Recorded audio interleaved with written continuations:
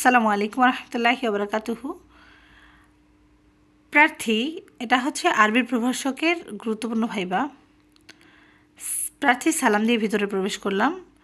Sir বললেন কাগজপত্রগুলো দিন, তারপর বললেন বসুন। আমি ধন্যবাদ দিয়ে বসলাম।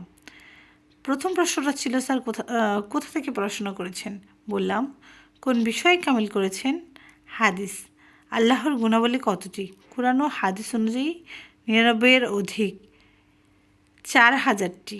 মিরাজ সম্পর্কে আয়াতটি বলুন। সুবহানাল্লাযী আসরা বিআবদিহি লাইলান। তো আয়াতটা হচ্ছে আপনারা ভালো করে মুখস্থ করে ফেলবেন। এর আয়াতটা খুবই সহজ। মুহাদ্দিস কাকে বলে? 40টি হাদিস মুখস্থ আছে তাকে মুহাদ্দিস বলে। মুহাদ্দিস ও মুফাসসিরের মধ্যে পার্থক্য কী?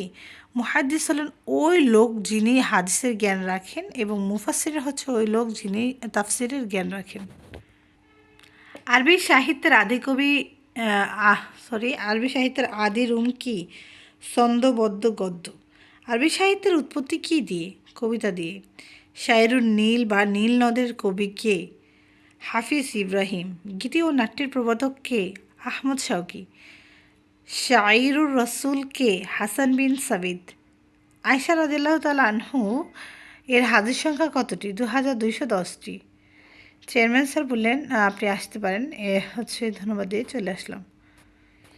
এরপরে যে প্রশ্নগুলো লিখতেছিলাম সেগুলো রিসেন্ট ভিউ, যেগুলো সাম্প্রতিক যে ঘটনাগুলো ঘটেছে সেই ঘটনাগুলোর উপর ভিত্তি করে ভিডিও তৈরি করবো ইনশাআল্লাহ। আসসালামু আলাইকুম রহমতুল্লাহি ওয়া বারাকাতুহু।